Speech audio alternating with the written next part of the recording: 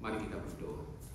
Bapa di dalam surga, kami bersyukur Tuhan karena penyertaan-Mu sempurna dan juga rancangan-Mu indah dan sempurna dalam kehidupan setiap kami. Terima kasih Tuhan untuk segala kebaikan-Mu yang Engkau nyatakan di dalam sepanjang hidup kami hingga pada detik ini. Terima kasih untuk pagi hari ini.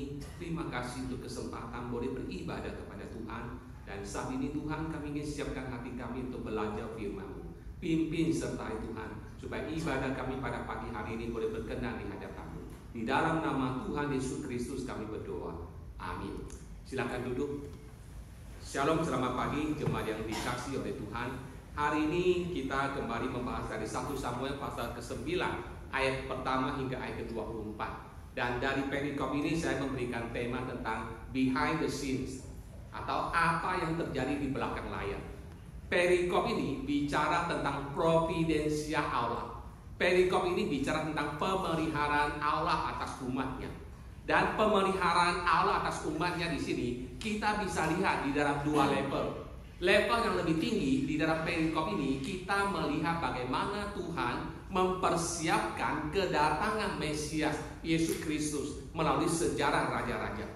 Jadi mulai dengan panggilan Saul menjadi raja, Tuhan sedang mempersiapkan raja-raja di Israel yang pada puncaknya Yesus Kristus, anak Daud, lahir dari keturunan raja-raja di Israel untuk menjadi Tuhan dan Juru Selamat kita. Dan kedua, level yang lebih rendah di dalam perikop ini kita melihat bagaimana pemeliharaan Tuhan, rencana Tuhan dalam kehidupan seorang pemuda yang bernama Saul. Nah, Bapak Ibu yang dikasihi Tuhan, ketika kita melihat cara kerja Allah dalam kehidupan Saul, kita akan belajar tentang bagaimana juga Tuhan bekerja dalam kehidupan setiap kita secara pribadi. Terkadang kita berpikir peristiwa-peristiwa terjadi dalam kehidupan kita sehari-hari itu peristiwa yang biasa, yang tidak ada yang istimewa. Semua hanya bersifat ordinary, tidak ada sesuatu yang bersifat spektakuler, tidak ada momen besar. Seringkali kita berpikir Tuhan bekerja itu selalu melalui momen yang luar biasa. Tuhan bekerja itu melalui peristiwa yang spektakuler dalam kehidupan kita. Tapi tidak selalu demikian cara kerja kita, Tuhan. Tuhan terkadang bekerja dalam hidup kita melalui peristiwa sehari-hari, rutinitas sehari-hari yang biasa-biasa, yang kadang-kadang bisa luput dari pandangan kita. Nah, Bapak Ibu yang dikasihi oleh Tuhan, di dalam ayat pertama hingga ayat ke-14 dari perikop ini, kita akan belajar tentang tangan Tuhan yang menuntun. Hal yang pertama yang kita lihat dari perikop ini adalah tentang tangan Tuhan yang menuntun. Ayat 1 sampai ayat ke-14 itu adalah latar belakang bagi kisah ini. Sepertinya sebuah kisah yang biasa-biasa. Ada satu keluarga kehilangan keledai betinanya. Lalu anaknya Saul dikasih misi pergi mencari keledai itu supaya bisa dibawa pulang, saudara. Sesuatu yang biasa. Barangkali kita bertanya, kenapa peristiwa yang biasa seperti ini dimasukkan dalam Alkitab? Kenapa peristiwa yang ordinary seperti ini dicatat di dalam Alkitab? Saudara, di sini kita justru belajar, saudara, bahwa terkadang melalui hal-hal yang biasa dalam hidup kita, kita melihat tangan Tuhan yang menuntun, tangan Tuhan yang merancangkan yang terbaik untuk kita. Di dalam ayat pertama hingga ayat ke-14 ini ada beberapa hal yang bisa kita lihat. Yang pertama, saudara, Tuhan bekerja di dalam latar belakang keluarga kita. Itu bisa kita lihat dari ayat pertama hingga ayat kedua. Setiap kita memiliki sejarah hidup masing-masing. Setiap kita punya sejarah keluarga masing-masing. Setiap kita punya latar belakang masing-masing. Mungkin barangkali di antara kita ada yang begitu bangga dengan latar belakang keluarga kita, dengan keluarga kita. Tetapi barangkali di antara kita juga ada yang tidak bangga, ada yang malu dengan latar belakang keluarga kita. Apapun kondisi latar belakang keluarga kita, Bapak Ibu Saudara, kita ada bukan karena kebetulan. Kita ada dan kita dilahirkan di dalam satu keluarga, itu adalah bagian dari rencana Tuhan untuk kita. Suka atau tidak suka, itu cara Tuhan menjalankan rencananya atas kehidupan kita. Dan melalui keluarga kita, kita ada sebagaimana kita ada hari ini. keberadaan Saul itu juga bukan tiba-tiba muncul dari tidak tahu dari mana. Tidak. Saul lahir dari suku Benyamin. Orang tuanya bernama Kis. Itu dikatakan dari ayat pertama hingga ayat kedua. Yang kedua, Bapak Ibu Saudara, Tuhan bekerja di tengah-tengah segala interupsi, kemunduran, bahkan kegagalan dalam hidup kita. Itu yang kita lihat di ayat ketiga hingga ayat keempat, Saudara. Keluarga Saul kehilangan 3 keledai betinanya, Saudara. Dan itu menjadi sebuah kerugian buat mereka. Mereka membutuhkan keledai itu untuk mata pencaharian. Maka Saul diberikan sebuah misi untuk pergi oleh ayahnya mencari keledai yang hilang itu. Tapi apa yang terjadi? Kalau kita baca dikatakan Saul mencari ke berbagai tempat dengan bujangnya, tetapi tidak diketemukan keledai itu. Dengan kata lain, Saul gagal menjalankan misi dari ayahnya. Bapak Ibu Saudara, bukankah kehidupan kita juga seringkali diwarnai dengan interupsi, diwarnai dengan kemunduran, dan juga diwarnai dengan kegagalan. Ada rencana kita yang sudah kita susun sedemikian rupa, ternyata tidak berjalan seperti apa kita mau. Ada banyak hal yang kita rancangkan, itu realitanya tidak sesuai dengan apa yang kita pikirkan. Setiap kita di dalam hidup ini pernah mengalami interupsi. Setiap kita dalam hidup ini pernah mengalami kemunduran. Setiap kita dalam hidup ini pernah mengalami kegagalan dalam masa-masa tertentu dalam kehidupan kita. Tetapi Bapak Ibu Saudara, di tengah-tengah segala kemunduran, interupsi, kegagalan dalam hidup kita, sesungguhnya di dalam saat seperti itu, Tuhan tetap bekerja dan menuntun kehidupan kita. Yang ketiga, Saudara, dalam hal perikop ini kita melihat bahwa Tuhan sedang bekerja dalam diri orang-orang yang Ia tempatkan di sekitar kita. Itu bisa kita lihat dari ayat 5 hingga ayat 10. Saul sudah putus asa. Dia mencari keledai itu. Dia sudah tanya ke sana kemari. Tidak ada melihat keledai-keledai itu. Dia sudah putus asa. Dia give up. Tetapi salah satu bujangnya dipakai oleh Tuhan dan memberikan sebuah usulan kepadanya, nasihat. Bagaimana kalau kita pergi ke kota, karena di situ ada seorang nabi yang dipakai oleh Tuhan. Barangkali dia tahu tentang kondisi dari keledai-keledai kita. Bapak Ibu Saudara, terkadang dalam hidup ini, ketika kita sudah tidak bisa berpikir, ketika kita sudah merasa mentok, ketika kita sudah merasa tidak ada way out-nya, dan kita bergumul sendiri. Di saat seperti itu kita butuh teman, kita butuh orang lain. Dan terkadang orang lain itu ada orang yang tidak Tuhan pakai untuk bisa menyatakan pertolongannya, way out bagi kita. Kadang-kadang kita sudah tidak bisa berpikir apa-apa, tidak punya solusi apa-apa. Tapi terkadang di saat seperti itu Tuhan bisa pakai orang lain, bisa pakai orang di sekitar kita untuk memberikan kita nasihat, untuk memberikan kita insight. Dan melalui nasihat dari teman kita, ternyata kita melihat ada titik terang bagaimana kita menghadapi pergumulan kita. Itu yang terjadi dengan Saul dan seorang bujang atau pendampingnya yang kita baca di sini. Yang keempat, Bapak Ibu, kita lihat di sini dari ayat ke-11 hingga ayat ke-14, kita melihat bahwa Tuhan bekerja dalam timing melalui setiap peristiwa dalam hidup kita. Tuhan bekerja sesuai dengan waktunya dan melalui setiap peristiwa dalam kehidupan kita. Ayat ke-4 mengatakan, maka naiklah mereka ke kota, dan ketika mereka masuk ke kota, ayat 14 ya, maka naiklah mereka ke kota, dan ketika mereka masuk kota, Samuel yang berjalan keluar untuk naik ke bukit berpapasan dengan mereka. Saudara, di sini kita melihat timingnya begitu tepat. Saul ingin berjumpa dengan Samuel. Kalau dia datang sehari atau telat sehari, dia tidak akan bertemu dengan Samuel. Tapi kalau dia datang lebih cepat sehari, dia juga tidak akan bertemu dengan Samuel. Saul datang pada waktu timing yang tepat dan dia berjumpa dengan Samuel. Bapak Ibu Saudara, menunggu itu sesuatu yang tidak mengenakan dalam hidup kita. Kadang-kadang kita merasa, Tuhan, berapa lama lagi saya harus menanti? Berapa lama lagi saya harus berdoa? Berapa lama lagi saya harus menunggu, Saudara? Seringkali kita menjadi tidak sabaran untuk menunggu waktunya Tuhan. Tetapi Bapak Ibu Saudara, waktu Tuhan itu selalu waktu yang sempurna. Tuhan tidak pernah terlalu cepat untuk menolong kita, dan Tuhan juga tidak pernah terlambat untuk menolong kita. Tuhan selalu menolong kita tepat pada waktunya. Masih ingat minggu lalu kita belajar dari Pengkhotbah 3 ayat 11. Tuhan menjadikan segala sesuatu indah pada waktunya.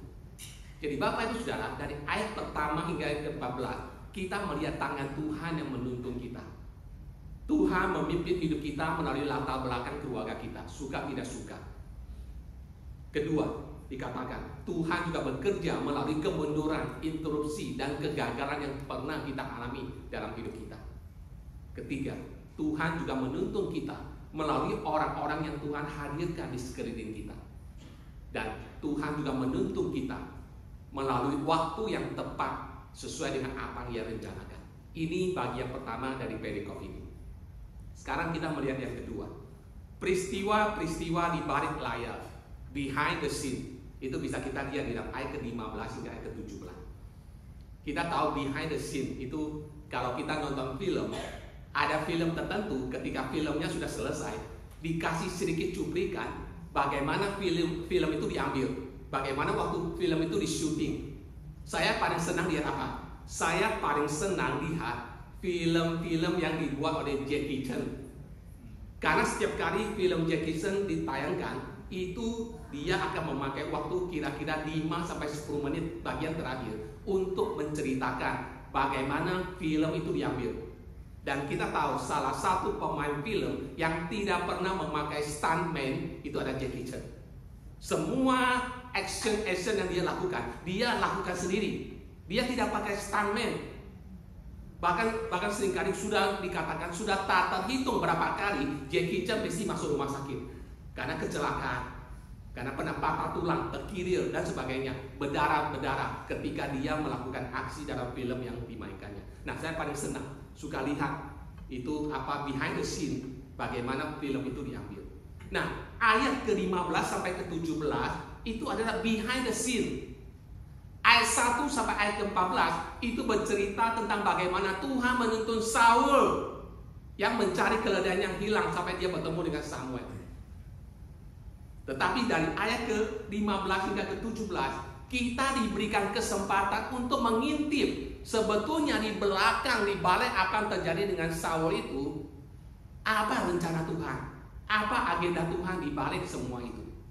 Nah, ada beberapa poin yang kita bisa melihat providensia Allah yang merancang segala sesuatu di balik peristiwa terjadi dalam kehidupan Saul. Pertama, saudara, rencana Tuhan itu mendahului keadaan-keadaan kita saat ini.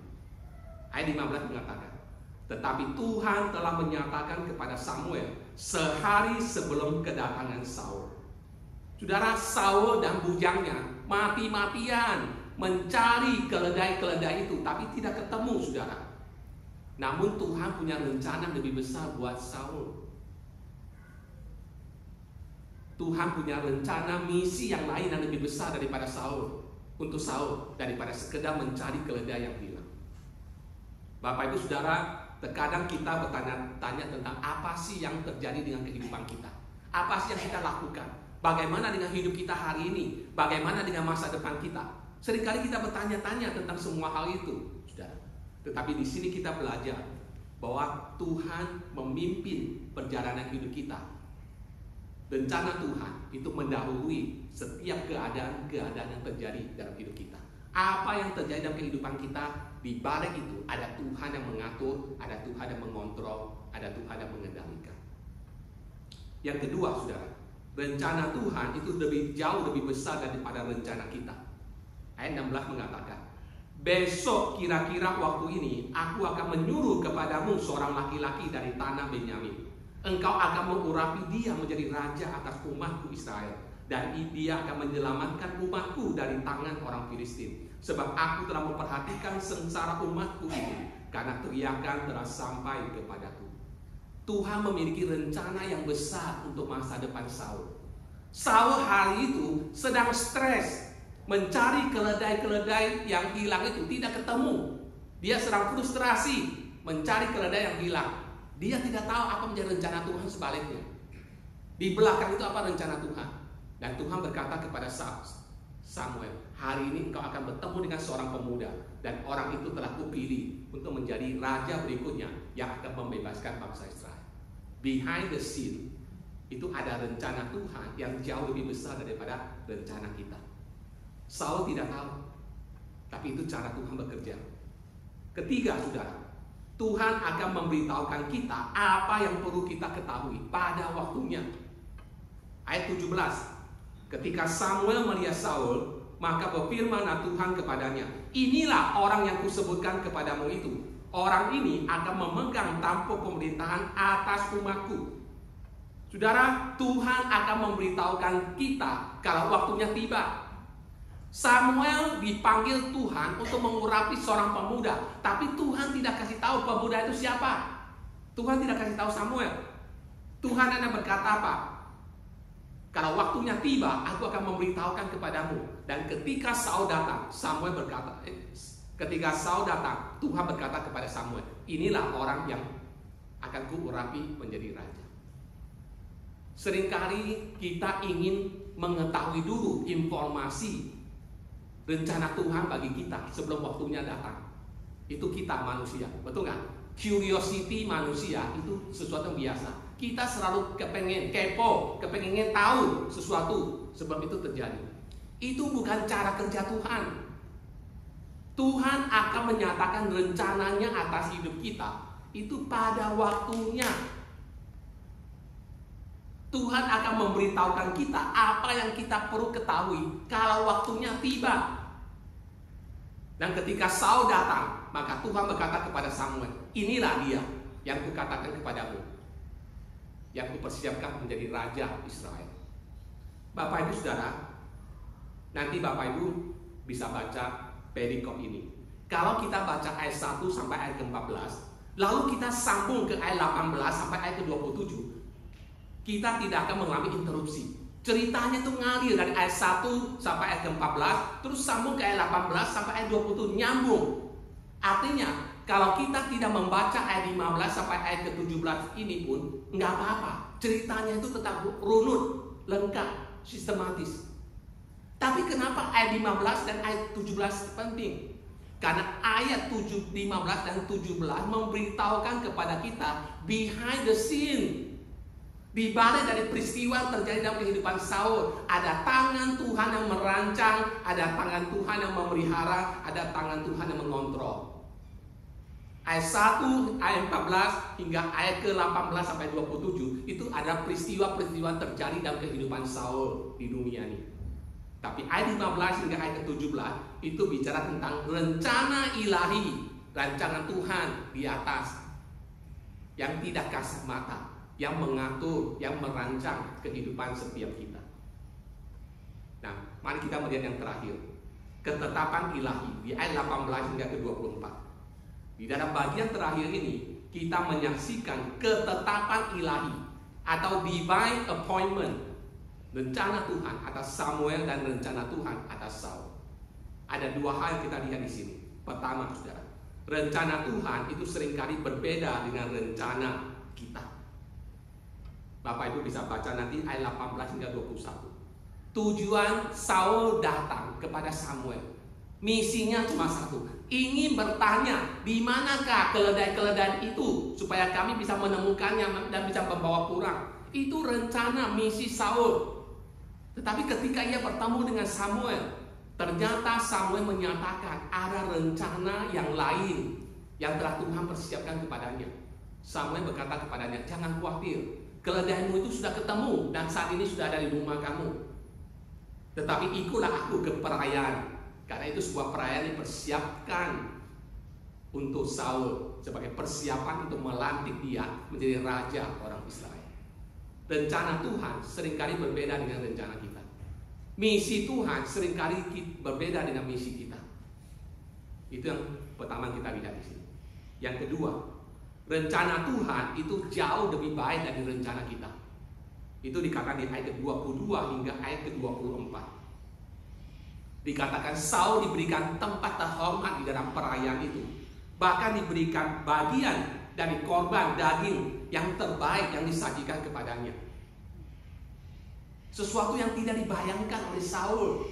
Seorang anak desa yang menjalankan tugas dari ayahnya untuk mencari keledai-keledai yang hilang. Dia tidak pernah berpikir masa depannya akan seperti apa. Dia tidak pernah membayangkan masa depannya akan seperti apa. Dia hanya melaksanakan tugas ayahnya, misi ayahnya, mencari keledai yang hilang. Tetapi di dalam perjalanan itu, di dalam adventure itu, ternyata Tuhan sedang mempersiapkan dia dengan sebuah misi yang besar, yaitu menjadi pemimpin, menjadi raja bagi bangsa Israel. Sesuatu yang tidak terduga, sesuatu yang tidak pernah terbayangkan. Dan seringkali Bapak Ibu Saudara, begitulah cara kerja Tuhan di dalam kehidupan kita, yang merancangkan segala terbaik bagi kita, juga untuk masa depan kita.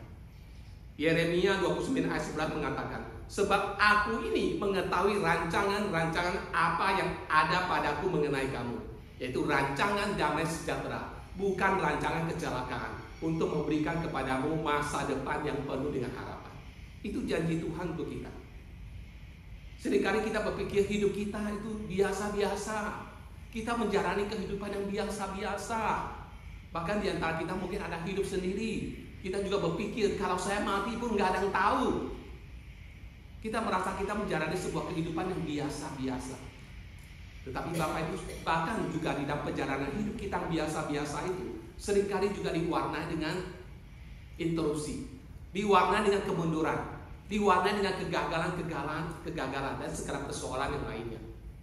Kita merasa hidup kita biasa-biasa saja, tidak ada sesuatu pun yang berarti. Tapi dari kehidupan Saul, dari pengalaman hidupnya, kita belajar, saudara, bahwa Tuhan memimpin, menuntun kehidupan kita. Jangan putus asa dengan kehidupan kita. Jangan putus asa, jangan patah semangat dengan segala pergumulan yang kita hadapi. Mengapa? Karena kita punya Tuhan. Karena kita punya Tuhan Yesus yang sudah datang, yang sudah mati untuk menembus kita, dan sudah merancangkan sebuah kehidupan yang indah untuk kita.